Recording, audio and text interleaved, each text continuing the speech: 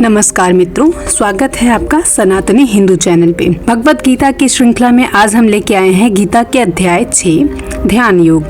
इस अध्याय में हम समझेंगे यह वह अध्याय है जहाँ श्री कृष्ण हमें बताते हैं कि असली योग केवल आसन या साधना नहीं है, बल्कि जीवन जीने का वह तरीका है जिससे मन स्थिर हो, हृदय निर्मल हो और आत्मा प्रभु से जुड़ सके। इस अध्याय में हम जानेंगे कि सच्चा योगी आखिर होता कौन है, कर्म, संन्यास और ध्यान का आपसी संबंध क्या है, ध्यान कैसे हमें रिश्तों की उलझनों, जीवन के दुखों और मन की बेचैनी से मुक्त करता है, और क्यों श्री कृष्ण कहते हैं कि सभी योगियों में ध्यानमग्न योगी ही श्रेष्ठ है। तो आइए दोस्तों, शुरू करते हैं अध्याय 6। पर इसे शुरू करने से पहले प्लीज़ कमेंट में राधे राधे, जय श्री कृष्णा अवश्य लिखें।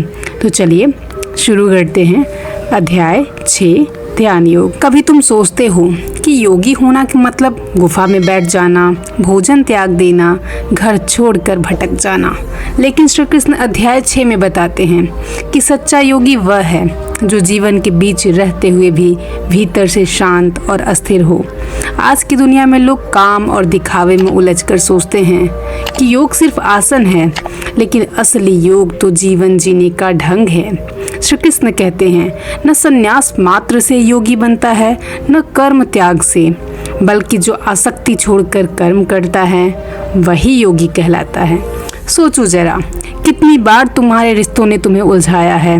कोई नज़दीकी धोखा देता है, कोई अपेक्षाएं थोप देता है और तुम अंदर से टूट जाते हो। ऐसे में योगी वही है जो टूटता नहीं, बल्कि यह समझ लेता है कि यह सब जीवन का हिस्सा है। लेकिन मेरी आत्मा का आधार इससे अलग है। जब लोग अपमान करते हैं तब भी उसका दिल जलता नहीं, क्योंकि वह अपने सम्मान का आधार लोगों की जुबान पर नहीं, बल्कि अपनी आत्मा में ढूंढता है। श्री कृष्ण अध्याय में 6 में कहते हैं कि जिसने अपने मन को वश में कर लिया उसका मन उसका मित्र है, और जिसने नहीं किया उसका मन ही उसका शत्रु है। जरा अपने जीवन में देखो, कितनी बार तुम्हारा मन तुम्हें बेचैन करता है, रातों को नींद नहीं आती, किसी की बात चुभ जाती है, किसी की सफलता देखकर जलन होता है। सच्चा योगी वह है जो मन को साथ लेता है। मन उसके पीछे भागता नहीं, बल्कि वह मन को पकड़कर एक दिशा में लगाता है। तुम नौकरी करो, घर संभालो, रिश्ते निभाओ, यह सब कर्म है। इन्हें छोड़कर भागना योग नहीं। योग तब है जब इन सब को निभाते हुए तुम्हारा मन न लालच में डूबे, न निराशा में। श्री कृष्ण कहते हैं कर्म योग ही सच्चा सन्यासी है, और असली योगी भी वही है। रिश्तों की दुनिया में देखो, लोग मोह में फंसकर टूटते हैं, पर योगी मोह से मुक्त होकर सबको बराबर दृष्टि से देखता है। मित्र, शत्रु, सुख या दुख, सबको समान मानना आसान नहीं, लेकिन यही योग का असली अभ्यास है। अध्याय 6 में यह बताया गया है कि योगी सबको समान दृष्टि से देखता है, चाहे ब्राह्मण हो या चांडाल, गाय हो या कुत्ता, क्योंकि उसमें सबके लिए एक ही आत्मा है। अगर तुम जीवन में यह दृष्टि ले आओ तो रिश्तों की कटुता आधी खत्म हो जाएगी। सोचो, जब तुम्हें कोई धोखा दे और तुम यह समझ लो कि उसका कर्म उसका है, मेरी आत्मा पर उसका असर नहीं है, तो दर्द भी हल्का हो जाता है। और यही है योगी का रहस्य, आसक्ति छोड़े बिना भी दुनिया के बीच स्थिर रहना। श्री कृष्ण कहते हैं योगी वही है जिसमें सुख दुख में, लाभ हानि में, जीत हार में समानता बनी रहे। आज के समय में जब सोशल मीडिया हर दिन तुलना कराता है, योगी वही है जो दूसरों की सफलता से जलता नहीं और अपनी असफलता से टूटता नहीं। उसके लिए जीवन साधना है, कोई प्रतियोगिता नहीं। ध्यान योग का यही मर्म है, मन को केंद्रित करना, आत्मा को जानना और प्रभु में लीन होना। जब योगी ध्यान में बैठता है तो उसका मन शांत झील जैसा हो जाता है।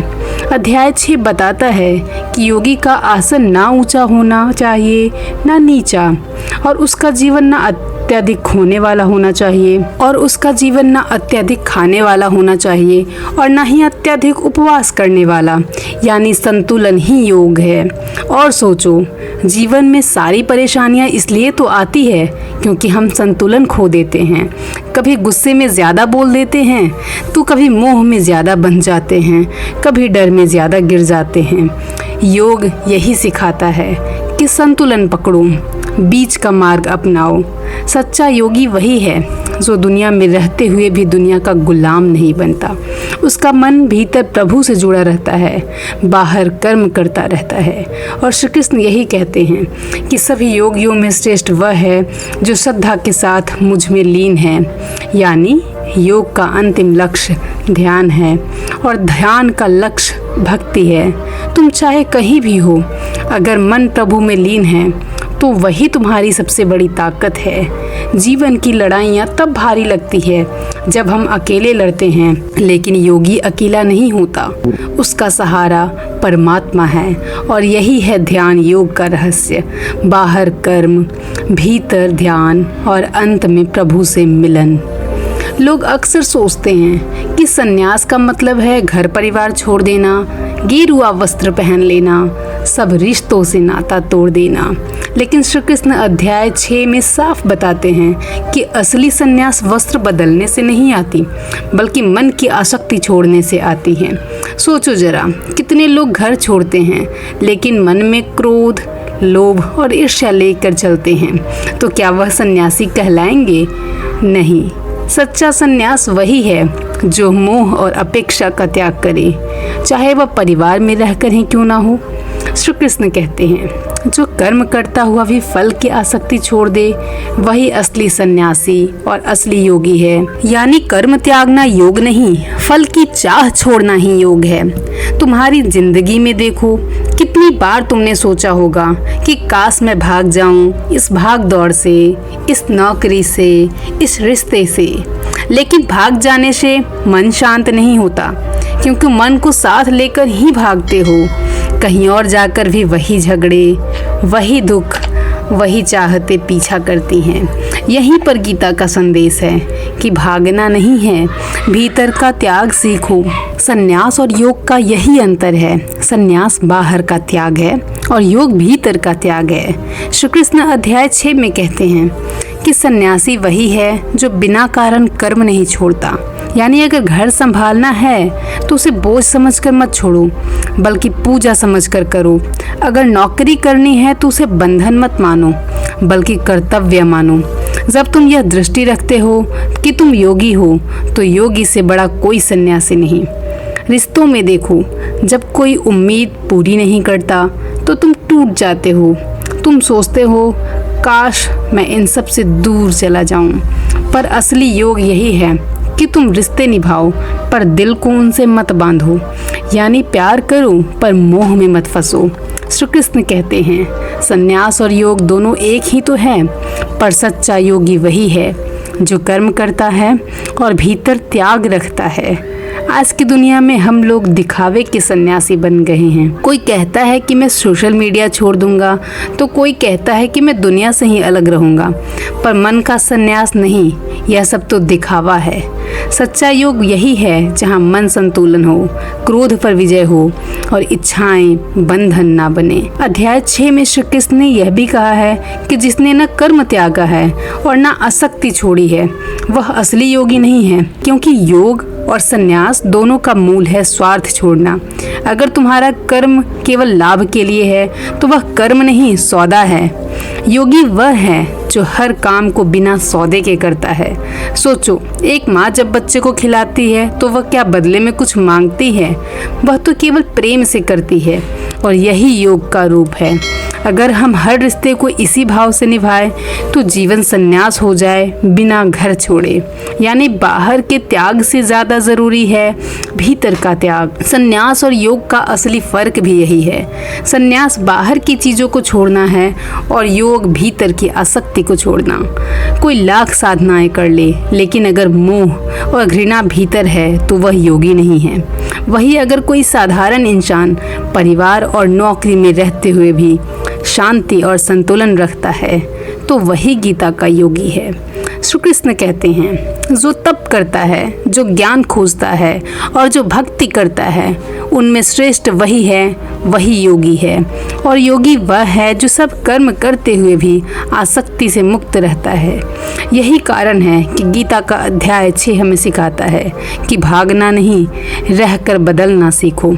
जीवन की समस्याएं खत्म नहीं होंगी, पर योगी उन्हें बोझ नहीं मानता। वह दुख को भी साधना मानता है और सुख को भी परीक्षा। यही दृष्टि उसे दूसरों से अलग करती है। अंत में समझो, संन्यास और योग का अंतर बाहर से छोटा लगता है, पर असल में यह जीवन बदल देता है। संन्यास कहता है कि दुनिया छोड़ दो, योग कहता है कि दुनिया में रहो पर आसक्ति छोड़ दो। और श्री कृष्ण यही कहते हैं कि संन्यास और योग में श्रेष्ठ वही है जो कर्म करता हुआ योगी बने। अध्याय 6 की शुरुआत ही एक गहरी सीख से होती है। श्री कृष्ण अर्जुन से कहते हैं कि सच्चा सन्यासी वही नहीं जो केवल वस्त्र छोड़ दे, न घर परिवार का त्याग दे, बल्कि असली सन्यासी वह है जो अपने कर्मों के फल की आसक्ति छोड़कर काम करता है। अब सोचो, यही तो हमारी जिंदगी की असली उलझन है। हम सब सुबह से रात तक मेहनत करते हैं और हर पल यह सोचते रहते हैं कि मुझे बदले में क्या मिलेगा, क्या लोग मेरी कद्र करेंगे, क्या पैसा आएगा, मेरा कोई नाम होगा। और जब ये चीज़ें नहीं मिलती तो हम टूट जाते हैं। लेकिन श्री कृष्ण यहाँ हमें याद दिलाते हैं कि कर्म करो पर मोह मत बांधो, क्योंकि मोह ही दुख का कारण है। और हम यह सीख अपनाते हैं तब रिश्तों का जहर भी धीरे धीरे घुलने लगता है। आपने कितनी बार महसूस किया होगा कि आप किसी के लिए सब कुछ करते हैं, पर जब सामने वाला आपकी कदर नहीं करता तो मन दुखी हो जाता है। यही आसक्ति है। गीता कहती है, फल की चिंता मत करो, क्योंकि चिंता ही तुम्हें बंधन में बांध देती है। और जब बंधन छूटते हैं तो मन हल्का हो जाता है, जैसे किसी ने कंधे से भारी बोझ उतार दिया हो। जीवन के इस संघर्ष में गीता का अध्याय 6 हमें बताता है कि आखिर असली योग क्या है। बहुत से लोग योग को सिर्फ आसन, प्राणायाम या ध्यान समझते हैं, लेकिन श्री कृष्ण कहते हैं कि योग तो वह है जिसमें इंसान संतुलन सीख ले।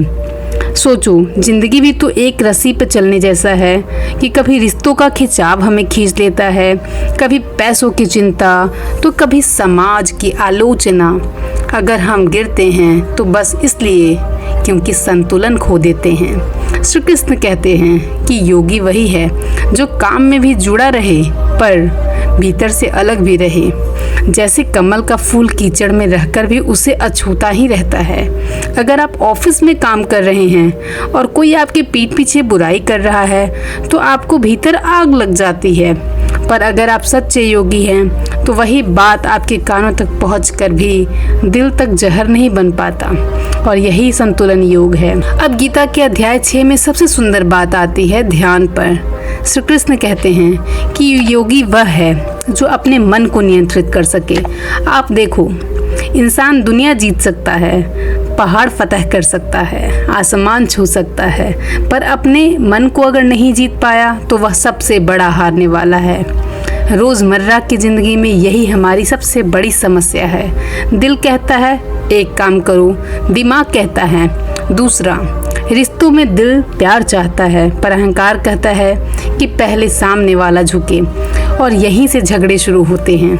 गीता हमें समझाती है कि मन को साधो, क्योंकि मन ही तुम्हारा दोस्त है और मन ही तुम्हारा दुश्मन। अगर मन तुम्हारे बस में है तो दुख तुम्हें छू भी नहीं सकता। अध्याय 6 में श्री कृष्ण यह भी बताते हैं कि योगी ही सबसे महान है, न सिर्फ विद्वान, ना ही तपस्वी, बल्कि योगी। सोचो क्यों? क्योंकि योगी ने भीतर और बाहर दोनों से संतुलन पाया है।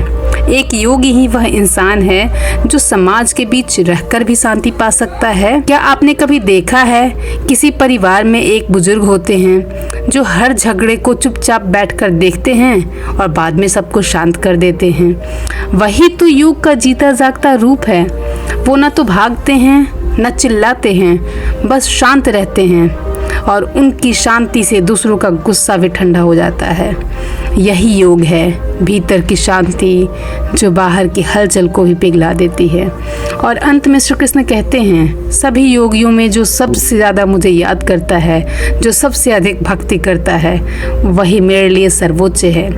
यहाँ एक सीधी बात है, कर्म करो, ध्यान साधो, संतुलन रखो, पर अंत में अपने दिल को ईश्वर से जोड़ो, क्योंकि जब ईश्वर से जुड़ जाते हैं तो अकेलेपन की आग भी बुझ जाती है। आप चाहे भीड़ में हो या सुनसान कमरे में, अगर ईश्वर का नाम आपके दिल में है तो आप कभी अकेले नहीं होते। यही अध्याय 6 का सार है कि कर्म, संतुलन, ध्यान और भक्ति का संगम। मनुष्य का सबसे बड़ा मित्र भी उसका अपना मन है और उसका सबसे बड़ा शत्रु भी उसका मन ही है। श्री कृष्ण गीता में कहते हैं कि मनुष्य का मन यदि उसके वश में है तो वही सच्चा मित्र है, और यदि वह वश में नहीं है तो वही सबसे बड़ा दुश्मन है। अब सोचो जरा, हमारे जीवन के हर सुख दुख की जड़ कहाँ है? वही छोटा सा मन। बाहर की घटनाएं उतनी बड़ी नहीं होती जितना बड़ा तूफान हम अपने मन में बना लेते हैं। अगर ऑफिस में बॉस ने डांट दिया तो बात खत्म, पर हम पूरे दिन मन में उसे दोहराते रहते हैं, सोचते रहते हैं, उसने मुझे सबके सामने अपमानित क्यों किया। यही बार बार सोचने की आदत, यही मन का नियंत्रण ना होना हमें तोड़ देता है। श्री कृष्ण का संदेश यही है कि जब तक मन को जीतोगे नहीं, तब तक दुनिया जीत कर भी हारते रहोगे। हमारे रिश्तों में भी असली जहर यही मन का बेकाबू होना है। कितनी बार पति पत्नी छोटी सी बात पर लड़ पड़ते हैं और फिर अहंकार बीच में आ जाता है। मन कहता है, मैं क्यों पहला कदम बढ़ाऊं, माफ़ी मैं क्यों मांगूं, और यह आग धीरे धीरे घर को जला देती है। जबकि अगर मन वश में होता तो शायद इंसान उसी वक्त मुस्कुराकर बात खत्म कर देता। श्री कृष्ण कहते हैं, जो अपने मन को शांत कर लेता है वही इस जीवन में सुख पाता है। पर सच्चाई यह है कि मन को संभालना सबसे कठिन युद्ध है।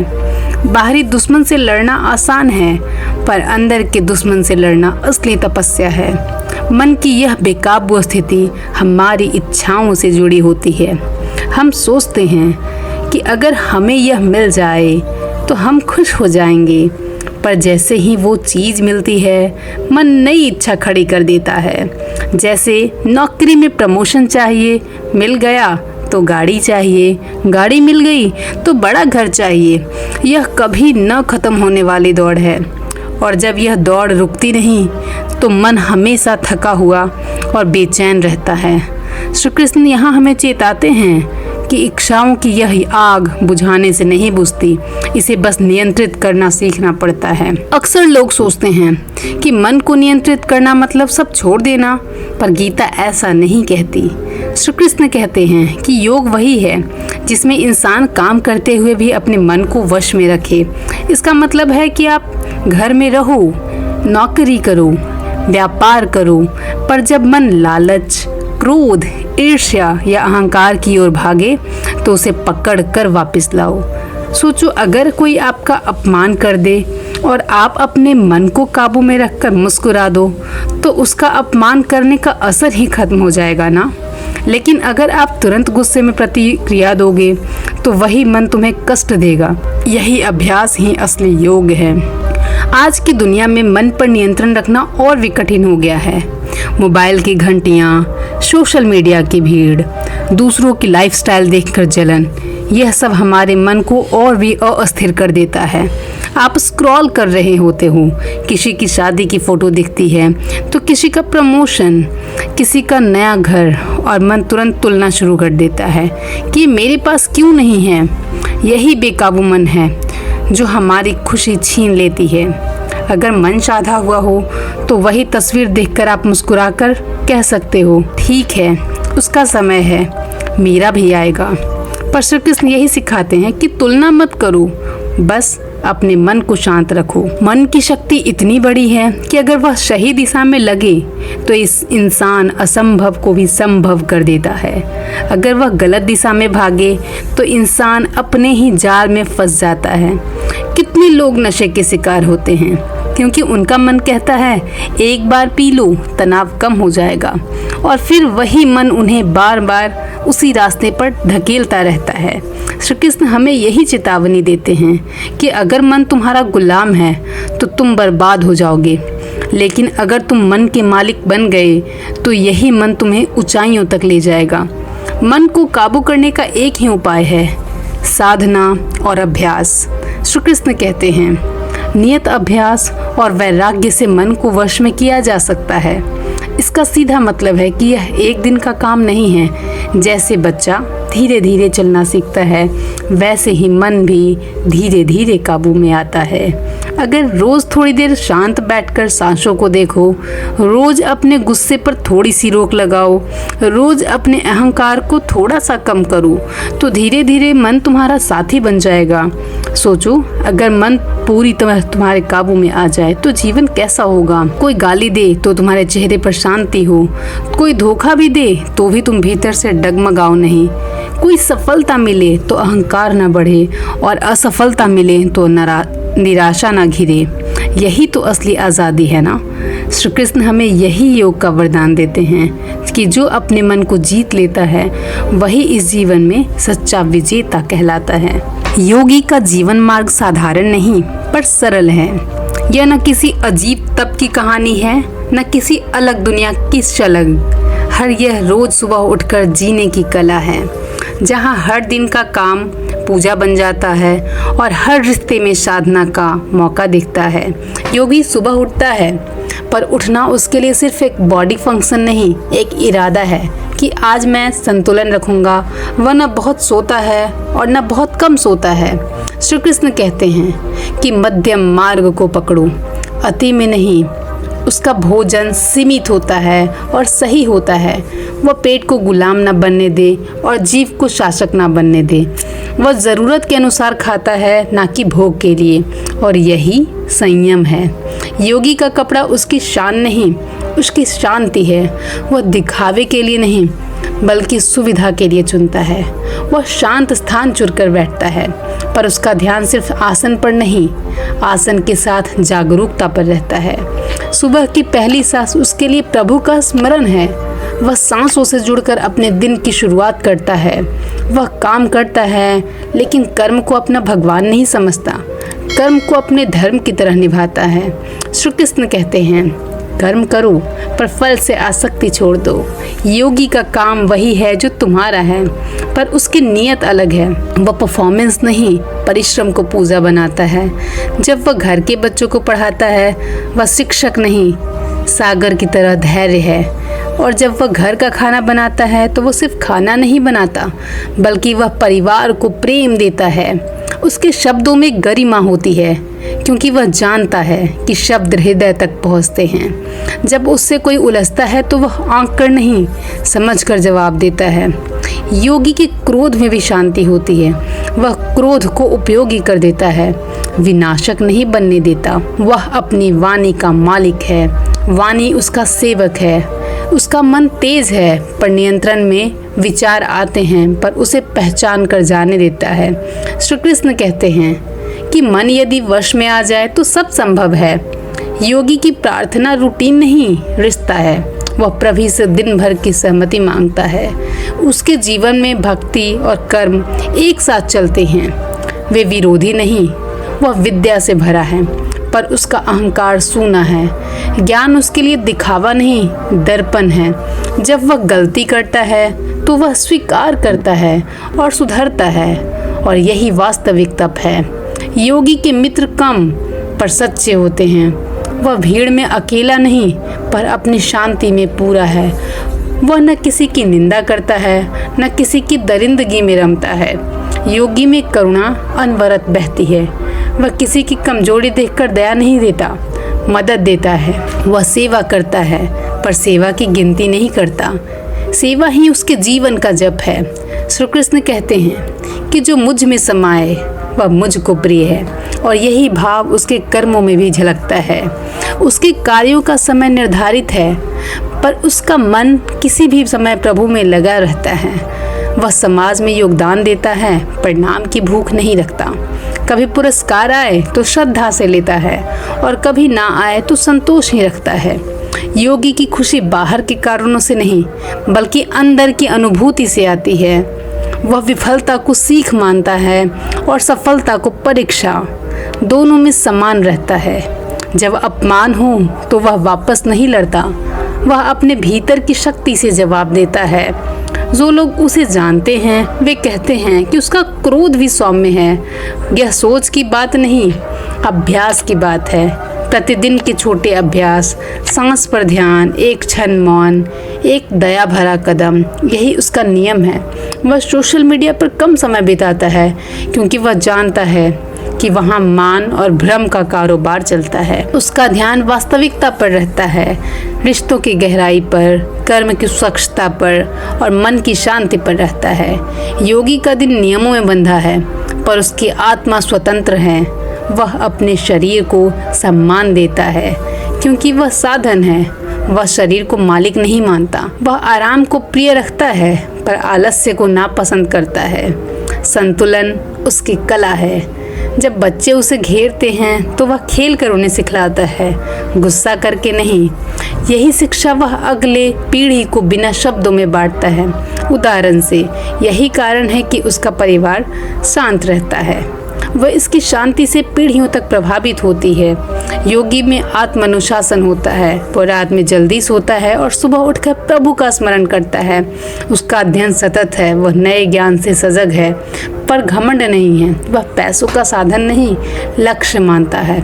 इसलिए धन उसके हाथ में है, पर उसके मन में निर्लिप्ति है। वह दान देता है, पर दिखावे के लिए नहीं। दान में भी उसे गर्व नहीं।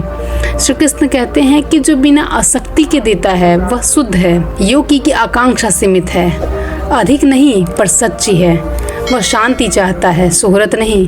उसका निर्णायक बल विवेक है, वाक्य नहीं। आचरण ही उसका प्रमाण है। श्री कृष्ण अध्याय 6 में यही कहते हैं कि नित्य अभ्यास और वैराग्य से ही मन को वश करो, और यही योगी का रहस्य है। यदि तुम भी यही अपनाओगे कि एक सांस पर ध्यान, दया भरा कदम और एक निस्वार्थ कार्य, तो तुम्हारा जीवन भी योगी की तरह बहेगा। तुम्हारे रिश्ते शांत होंगे, कामों में अर्थ होगा और अंततः तुम्हें भी वह शांति मिलेगी जो किसी भी पद, किसी भी दौलत से नहीं मिलती। ध्यान कोई जादू नहीं है, यह तैयारी है, और तैयारी में ही सफलता छुपी है। श्री कृष्ण गीता में कहते हैं कि योगी जब ध्यान के लिए बैठता है तो पहले वह स्थान चुनता है, शांत, स्वच्छ और स्थिर। सोचो जरा, अगर तुम घर में ध्यान करना चाहते हो और मोबाइल की घंटी, बच्चों का शोर, टीवी की आवाज़ आते रहे तो मन कैसे टिकेगा।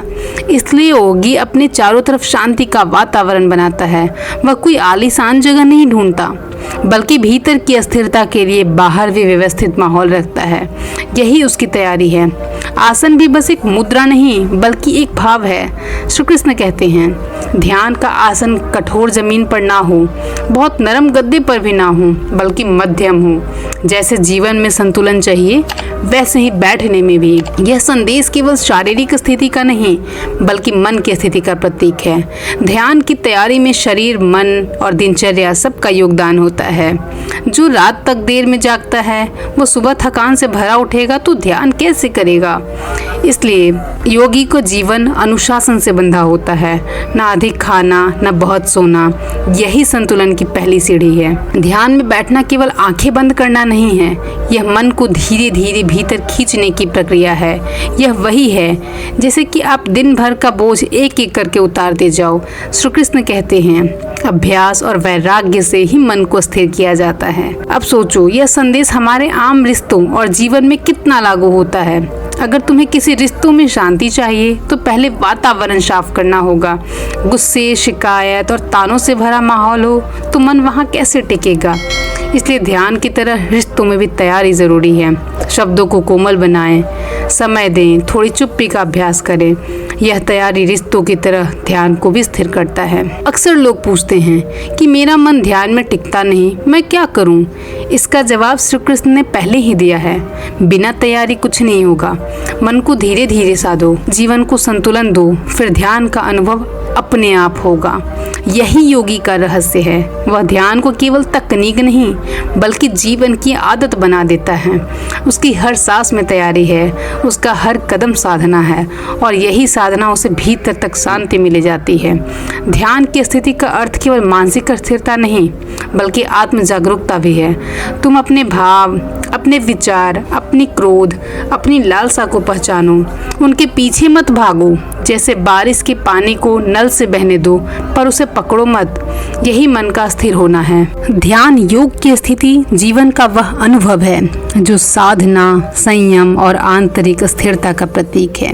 श्री कृष्ण कहते हैं कि योगी वही है जो अपने मन को एक बिंदु पर स्थिर कर सके। सोचो जरा, हमारे मन में कितनी बार विचारों की अविरल धारा बहती रहती है। काम की चिंता, परिवार की उलझन, समाज की अपेक्षाएं, दोस्तों की अपेक्षाएं, इन सब के बीच अगर हम अस्थिर नहीं रहते तो ध्यान की स्थिति कैसे प्राप्त होगी? ध्यान की स्थिति केवल आसन या सांस का तकनीक नहीं, यह मन का प्रशिक्षण है और ये जीवन का अनुशासन है। जैसे नाविक अपनी नाव को धारा में स्थिर रखता है, वैसे ही योगी को अपने मन को विचार और इच्छाओं की धारा में स्थिर करता है। श्री कृष्ण कहते हैं, योगी कार्य करते हुए भी ध्यान में स्थिर रहता है। इसका अर्थ है कि जीवन में सक्रिय रहते हुए भी मन को भीतर से शांत और अडिग रखना ही ध्यान की वास्तविक स्थिति है। ध्यान योग से योगी अनुभव करता है वह केवल शरीर या विचार नहीं करता बल्कि शाश्वत आत्मा है। यही ज्ञान उसे जन्म मृत्यु के भय से मुक्त करता है। मन की स्थिरता, सांस का संतुलन और इंद्रियों का संयम उसे अडिग बनाते हैं। योगी का लोक व्यवहार भी इसी स्थिरता और संयम पर आधारित होता है। श्री कृष्ण कहते हैं, योगी वही है जो समाज में रहते हुए भी अपने भीतर अडिग रहे। वह किसी अपमान, किसी आलोचना या कोई भी कठिन परिस्थिति में प्रतिक्रिया करने से पहले सोचता है। वह संयम और धैर्य से ही उसे समाज में श्रेष्ठ बनाता है। रिश्तों में योगी संतुलित और सहानुभूतिशील होता है। वह परिवार और मित्रों के प्रति प्रेम दिखाता है पर आवश्यकता पड़ने पर सच्चाई भी बोलता है। कार्य और सेवा में उसका समर्पण स्पष्ट होता है। यही लोक व्यवहार में योग की गहराई है। योगी का मन अस्थिर और संयमित होता है। वह अपने शब्द, अपने कर्म में सच्चाई और स्पष्टता रखता है। श्री कृष्ण यही तो कहते हैं कि योगी अपने भीतर और अपने बाहर दोनों शुद्ध है। यही आंतरिक और बाहरी संतुलन उसे समाज में आदर्श बनाता है। ध्यान योग से योगी अपने कर्मों में स्थिरता पाता है। वह फल की चिंता किए बिना अपने कर्तव्यों का पालन करता रहता है और यही मानसिक और आध्यात्मिक स्थिरता जीवन को सरल, शांत और उद्देश्यपूर्ण बनाती है। योगियों की श्रेष्ठता उनके संयम, धैर्य और भक्ति में झलकती है। श्री कृष्ण कहते हैं, योगी जो मन, इंद्रियां और आत्मा में स्थिर है वही सभी योगियों में श्रेष्ठ है। योगी केवल ज्ञान या साधना में ही नहीं बल्कि भक्ति और समर्पण में भी महान होता है। भक्ति योगी अपने कर्मों में ईश्वर की उपस्थिति को महसूस करता है। वह फल की चिंता नहीं करता पर हर कार्य को ईश्वर की सेवा मानकर करता है। यही भक्ति योगी की महानता है। इसका मन स्थिर, संयमित और ईश्वर में स्थित होता है। ध्यान योग का फल केवल आंतरिक शांति नहीं बल्कि आत्मा का अनुभव, स्थिरता और निर्भीकता भी है। योगी समझता है कि सुख, दुख, जीवन, मृत्यु केवल परिवर्तन है। उसकी दृष्टि स्थिर है, आंतरिक संतुलन अडिग है और यही ध्यान योग का सर्वोत्तम फल है। योगियों की स्थिरता और संयम दूसरों को भी प्रभावित करती है। उनके व्यवहार से समाज सीखता है कि संयम और धैर्य के साथ जीवन जिया जा सकता है। योगी न केवल अपने लिए बल्कि दूसरों के लिए भी प्रेरणा बनता है। श्री कृष्ण कहते हैं, जो योगी मुझ में स्थिर है और संसार में सक्रिय रहते हुए भी मन को विचलित नहीं होने देता, वही सब योगियों में श्रेष्ठ है। और यही योगियों की महानता और स्थिरता का सार है। योगियों की श्रेष्ठता उनके संयम, स्थिरता, भक्ति और आंतरिक शक्ति से मापी जाती है। चाहे परिस्थितियां कैसी भी हो, सुख दुख सम्मान, योगी अडिग रहता है। और यही जीवन में वास्तविक शक्ति, स्थिरता और संतुलन है। ध्यान योग का फल केवल मानसिक शांति या सुख नहीं है, बल्कि यह जीवन का गहरा अनुभव और आत्मा की वास्तविकता है।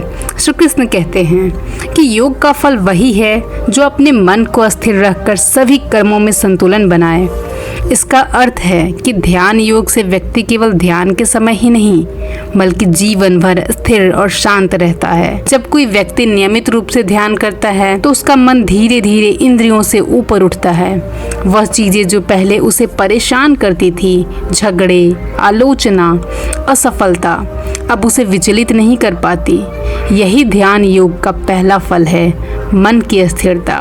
ध्यान योग से योगी के अंदर आत्मनिर्भरता आती है। वह किसी बाहरी परिस्थिति या व्यक्ति पर अपनी खुशी या दुख की जिम्मेदारी नहीं डालता। श्री कृष्ण कहते हैं, जो योगी अपने भीतर संतुलन और स्थिरता पाता है, वह सभी योगियों में श्रेष्ठ है। ध्यान योग का दूसरा फल है आत्मा का अनुभव। जब मन स्थिर होता है और इंद्रियां नियंत्रित होती हैं, तो योगी अनुभव करता है कि वह केवल शरीर और विचार नहीं है, बल्कि शाश्वत आत्मा है। यह ज्ञान उसे जन्म मृत्यु के भय से मुक्त करता है। रिश्तों और सामाजिक जीवन में भी ध्यान योग का फल दिखाई देता है। योगी अधिक संयमित, समझदार और धैर्यशील बनता है। वह किसी अपमान, आलोचना या ईर्ष्या में नहीं फंसता। उसका व्यवहार सदा संतुलित और न्यायपूर्ण रहता है। ध्यान योग से व्यक्ति अपने कर्मों में भी स्थिरता पाता है। वह परिणाम की चिंता किए बिना अपने कर्तव्यों का पालन करता रहता है। यह फल उसके जीवन को सरल, शांत और उद्देश्यपूर्ण बनाता है। श्री कृष्ण कहते हैं, जो योगी अपने मन और इंद्रियों को नियंत्रित कर अपने कर्म में लगा रहता है, उसका जीवन सबके लिए प्रेरणा बन जाता है। और यही ध्यान योग का वास्तविक फल है, आंतरिक शक्ति और स्थिरता। ध्यान योग का फल केवल व्यक्तिगत नहीं, बल्कि सामाजिक भी है। योगी की स्थिरता और संयम दूसरों को भी प्रभावित करती है। लोग उसे देखकर सीखते हैं। संयम, धैर्य और स्थिरता से जीवन की कठिनाइयां आसान हो जाती है। अध्याय 6 का अंतिम बिंदु हमें यही सिखाता है कि योगियों की श्रेष्ठता केवल ज्ञान या साधना में नहीं, बल्कि भक्ति और आस्था में भी परिलक्षित होता है।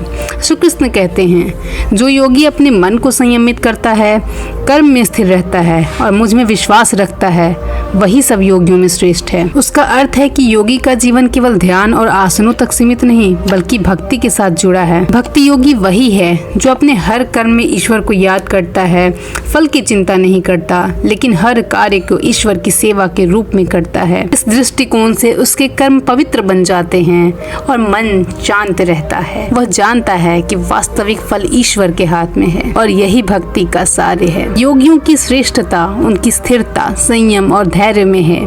चाहे परिस्थितियां कैसी भी हो, सुख हो, दुख हो, सम्मान हो या अपमान, योगी का मन स्थिर ही रहता है। वो अपने भीतर अडिग है और यही स्थिरता उसे संसार में अद्वितीय बनाती है। श्री कृष्ण कहते हैं, जो योगी अपने मन को नियंत्रित करता है, इंद्रियों पर संयम रखता है और मुझ में स्थिर रहता है, वही सब योगियों में श्रेष्ठ है। इसका अर्थ यह है कि आत्मनियंत्रण और ईश्वर भक्ति का संयोजन ही योग का वास्तविक फल है। योगियों की भक्ति में तो न कोई डर होता है और न ही किसी बाहरी चीज की लालसा। वह समझता है कि सुख दुख, जीवन मृत्यु केवल परिवर्तन है। उसकी दृष्टि स्थिर है, मन शांत है और आत्मा अडिग है। यही वह स्थिति है जिसे अर्जुन को समझाना श्री कृष्ण ने गीता शुरू से ही किया था। श्री कृष्ण ने अर्जुन को यह सिखाया, केवल कर्म करना, ज्ञान अर्जित करना या ध्यान करना पर्याप्त नहीं। इन सब का सही फल तो तब मिलता है जब हम उसे ईश्वर भक्ति और समर्पण से जोड़ते हैं। यही योगियों की महानता है। भक्ति योगी अपने कार्यों में सादगी, निष्ठा और सेवा भाव लाता है और वही दूसरों के लिए प्रेरणा बनता है। समाज में उसका जीवन उदाहरण बनता है कि संयम, भक्ति और स्थिरता से जीवन को सार्थक बनाया जा सकता है। श्री कृष्ण कहते हैं, जो योगी मुझ में स्थिर है और संसार में सक्रिय रहते हुए भी मन को विचलित नहीं होने देता, वही सब योगियों में श्रेष्ठ है। और यही वह अंतिम संदेश है जो अर्जुन को गीता के अध्याय 6 से मिला। इस अध्याय में अर्जुन ने जाना कि आत्मा अजर अमर है, कर्म करने का धर्म सर्वोपरि है, मन और इंद्रियों पर नियंत्रण अनिवार्य है, ध्यान और साधना से स्थिरता आती है और अंत में भक्ति और ईश्वर में समर्पण से योग का पूर्ण फल मिलता है। यह ज्ञान उसे अपने युद्ध और जीवन में स्थिर, साहसी और निडर बनाता है। हमारे लिए जीवन का भी यही संदेश है कि यदि हम अपने मन, कर्म और ईश्वर भक्ति में संतुलन बनाए रखें तो कोई परिस्थिति हमें विचलित नहीं कर सकती। और यही अध्याय 6 का सार है। मित्रों, आज के लिए बस इतना ही।